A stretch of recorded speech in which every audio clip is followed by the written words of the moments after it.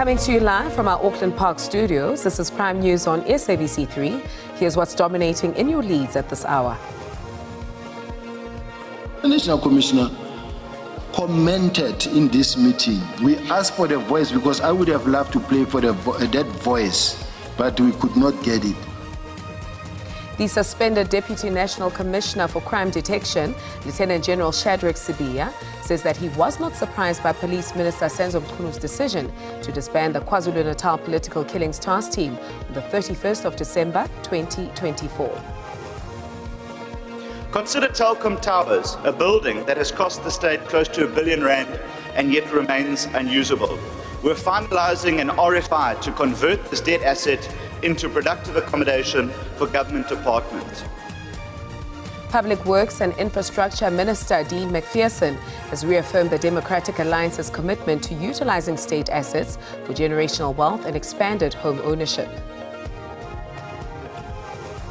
And Ekapa Minerals in Kimberley says that specialist mine rescue crews have been roped in to assist in rescue efforts at the mine.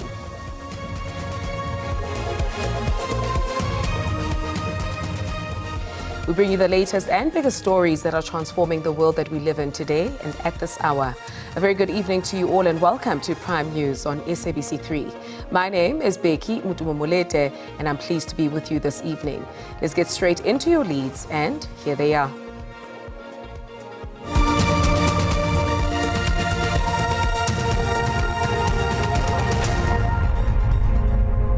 We launch with the following. The first group of the South African men who were trapped in Russia have arrived home. 19 men, mostly from KwaZulu-Natal, were allegedly lured to Russia under false pretenses and subsequently deployed to the front lines of the war in Ukraine. They left the country in July last year, and for the past 7 months, their families made desperate pleas to the government to secure their safe return. The presidency last week announced that following discussions between President Cyril Ramaphosa and Russian President Vladimir Putin, both leaders pledged their support in the process of returning the men home. It was also confirmed that the Departments of International Relations and Cooperative Governance had begun working through diplomatic channels on the matter. The suspended Deputy National Commissioner for Crime Detection, Lieutenant General Shadrack Sibiya, says that he was not surprised by Police Minister Senzo Mchunu's decision to disband the KwaZulu-Natal Political Killings Task Team on the 31st of December 2024. He says that the South African Police Service leadership, including current National Commissioner Fani Masemola, were aware in 2018, when the PKTT was established, that it was never meant to be a permanent police unit. Sibiya was appearing before the Madlanga Commission of Inquiry today, answering to numerous themes, which include allegations of corruption and bribes from alleged cartel members, alleged interference in the Political Killings Task Team dockets, and his alleged association with Stewart James Sharnick, who has a long criminal record. I specifically recall the National Commissioner explaining to Minister Mchunu that the PKTT was not established as a permanent or fixed unit within the SABC structure, but was intended to operate as a temporary task-specific capability, constituted for defined operational purposes. Accordingly, the National Commissioner's assertion that this establishment came as a surprise to him is, with respect, difficult to reconcile with events preceding the directive and warrant careful scrutiny by the Commission, because the National Commissioner commented in this meeting. We asked for the voice because I would have loved to play for that voice, but we could not get it, where he actually said, no, the task team was just a task team that was meant to evolve into a unit at a later stage. News, Sibiya has further told the Commission that he was accused of high treason and espionage, along with several other individuals, by former Gauteng Hawks head, Major General Prince Mukotedi.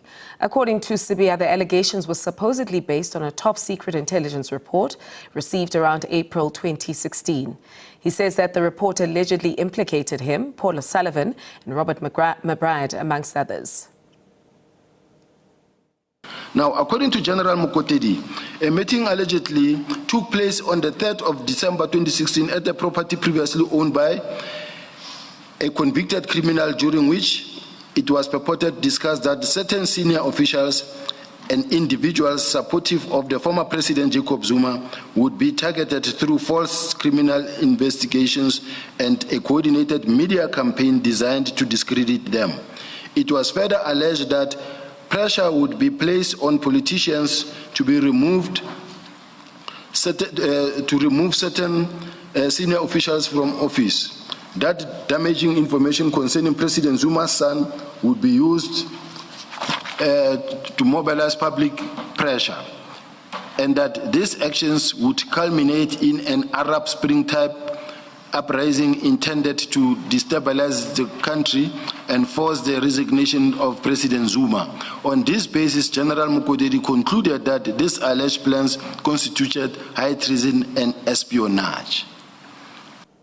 In other news, Public Works and Infrastructure Minister Dean McPherson has reaffirmed the Democratic Alliance's commitment to utilizing state assets for generational wealth and expanded home ownership. Speaking during the second day of the SONA debate in Cape Town, McPherson cited that the Telkom towers in Pretoria, which have been vacant since 2024 due to safety concerns, remain a priority for redevelopment and have cost the state about 2 billion rand. The DA fundamentally believes in using state assets to build generational wealth through houses that families can call their own. No longer will these homes stand idle while those who serve our country struggle for accommodation. Consider Telkom Towers, a building that has cost the state close to 1 billion rand and yet remains unusable. We're finalising an RFI to convert this dead asset into productive accommodation for government departments. Consider Youngsfield and Wingfield, prime underutilised defence land with the potential to create new communities while lowering maintenance costs and restoring dignity and bringing those closer to economic opportunities. Honourable members, this is the reform that the DA is contributing to the GNU. We are determined to be solutions orientated to unlock growth and jobs for all South Africans. Ekapa Minerals in Kimberley in the Northern Cape say that specialist mine rescue crews have been roped in to assist in rescue efforts at the mine. 5 mine workers became trapped more than 800 meters underground after a mud rush in the early hours of Tuesday morning. There has been no contact with the miners. Ekapa Minerals says that the sheer amount of mud and water are hampering rescue efforts. It's a race against time to bring the 5 workers trapped underground safely to the surface. Every second counts as the uncertainty builds about oxygen levels, food supplies, and whether they have any injuries. But it could take days before rescuers reach them. We're just about keeping even with the water pumping. We're now putting in additional pumping to try and reduce the level of waters. At the moment, we're not being able to load and remove the mud due to the water. The machines can't go through the water. Since the incident happened on Tuesday morning, police and mine rescue operators have been frequenting the premises. Workers say mining operations have stopped for now as the rescue operations continue.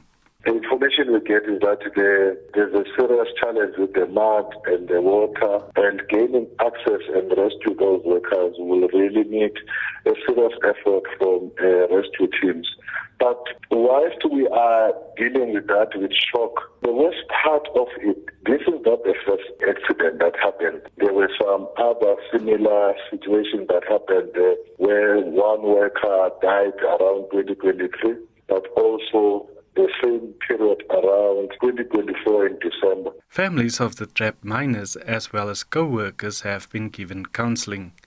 Ekapa Minerals says it hopes to end the ordeal as soon as possible. Ulrich Hendricks, SABC News, Kimberley, Northern Cape.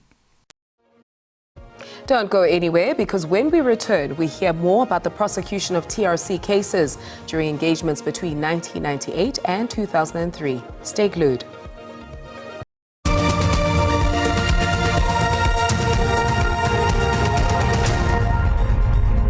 You are back with Prime News on SABC3. Leaders of the old and new political dispensation sought a mutually beneficial resolution to the matter of the prosecution of TRC cases during engagements between 1998 and 2003. This is according to investigative journalist and author Michael Schmidt, testifying at the TRC cases inquiry taking place in Newtown, Johannesburg. Schmidt, in his book, Death Flight, Apartheid's Secret Doctrine of Disappearance, records his interview with Major General Dirk Marais, a senior officer in the South African Defence Force and convener of the SADF Contact Bureau.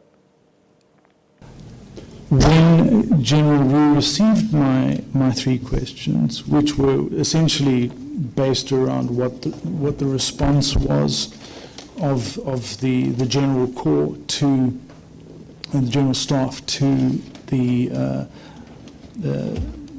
the lack of further prosecutions against their fellows, against their peers and subordinates, he got back to me and he said, this is by email, and he said, oh, you mean the talks with the ANC? And I was in fact unaware that there had been talks, as I'd indicated earlier. So that took me by surprise. And I said, absolutely, yes, sure. And he said, well, in that case, you need to speak to Major General Dirk Marais. I subsequently realized that Dirk Marais had been the convener of an entity called the SADF Contact Bureau. Prosecutor in the racketeering case against Major General Johan Boysen and members of the Cato Manor Serious and Violent Crime Unit has told the Nkabinde inquiry that he would have marveled at the opportunity to present the racketeering case against Boysen and the rest of the accused officers. Advocate Selo Maema says that there was overwhelming evidence to prosecute the case when former National Director of Public Prosecutions, Advocate Shamila Batohi, withdrew the charges. Are you aware of what the attitude of Advocate Mlojo was in relation to the issuance of this racketeering certificate? Because at one stage she was a DPP KZN. That is correct, Chairperson. My understanding of Advocate Simpiwe Mlojo's role was at the beginning before we even went to KZN, when consideration was given to appointing prosecutors outside KZN, his view was that himself as well as members of his staff had worked with the Cato Manor Police for a considerable time, and he felt that it would be better to bring outside prosecutors to bear on the matters to ensure independence and impartiality. 7 members of the City of Ekurhuleni Mayoral Committee have taken an oath of office at the Metro Municipality's headquarters in Germiston. Executive Mayor Nkosindipile Chagaza reshuffled his committee on Tuesday evening, adding crime fighter turned politician and Action SA councillor Xolani Khumalo to the executive. With the new arrangement, the ANC now has 5 MMC positions, the EFF 2, while the Patriotic Alliance, Action SA and National Freedom Party all have 1 each. You would have had the call from the president to say the municipalities, just in terms of water, we've not been investing enough in the infrastructure. Water infrastructure, because the money as we get it gets spent in other services. So we need to ring fence the resource. We need to make sure that we reinvest it in the infrastructure, in the waste business, for instance. We need to make sure that we reinvest the money that we collect from our communities. We buy trucks first and foremost, and any surplus we can then utilize it on other services.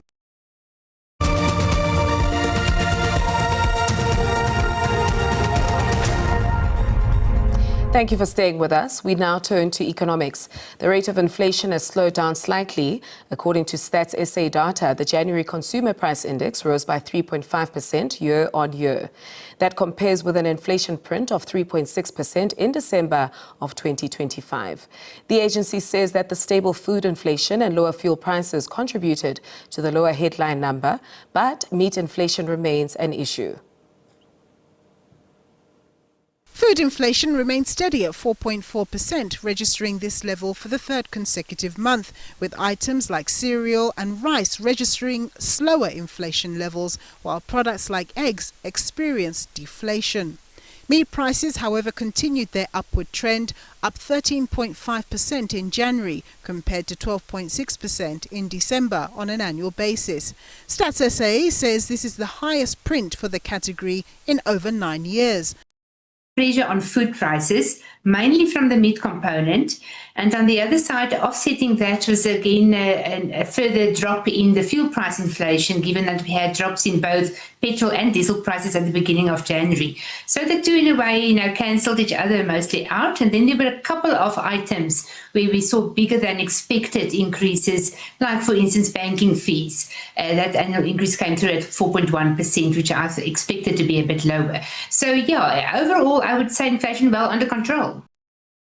At Standard Bank, Dr. Elna Moorman says the latest inflation number came in line with the bank's expectations. The bottom line is that inflation pressure is quite benign, and there should be scope for the Reserve Bank to cut interest rates further this year. This should provide support to consumers and economic growth.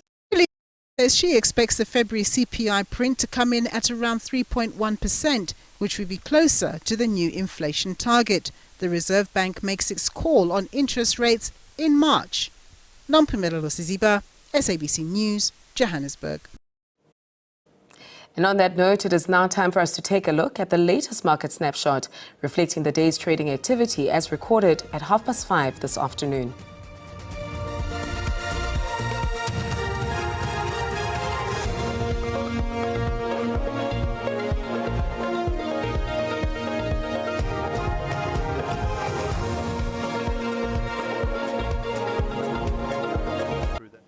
It is now time for us to get insider info on the secrets of the skies. Our Weather Whisperer is on standby with the details you need, and your forecast is coming up next.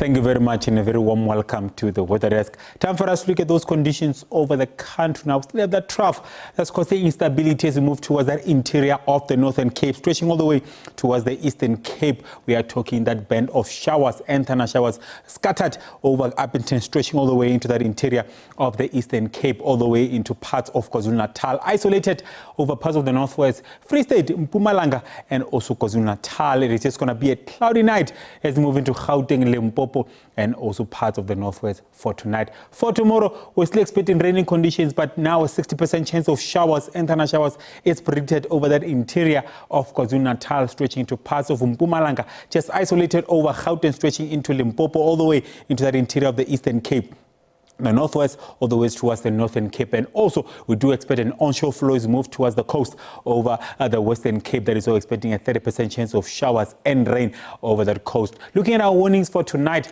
it is a level 2 warning of severe thunderstorm over that interior of the Northern Cape, stretching into parts of the Eastern Cape. We are talking possibilities of strong damaging winds and also heavy downpours, which can lead to flooding in places. For tomorrow, that flooding is possible over that interior of KwaZulu-Natal, and also we are expecting possibilities of lightning and also hail over those areas. So please, let's be careful and make sure that we park our cars in safe areas. Also expecting some dry and windy conditions over that interior of the Northern Cape. As a result, possibilities of runaway for fire conditions become high.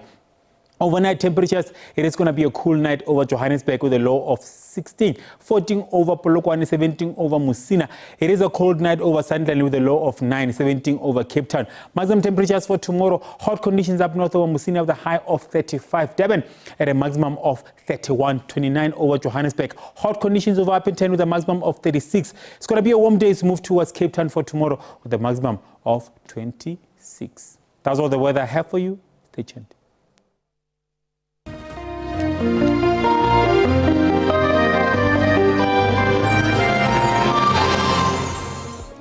We are now at the end of our broadcast and we thank you for your audience. As always, it is indeed a pleasure to steer you through the news of the day. We are back with you again tomorrow evening. Until then, from myself, Becky, and the team, stay winning. Good night.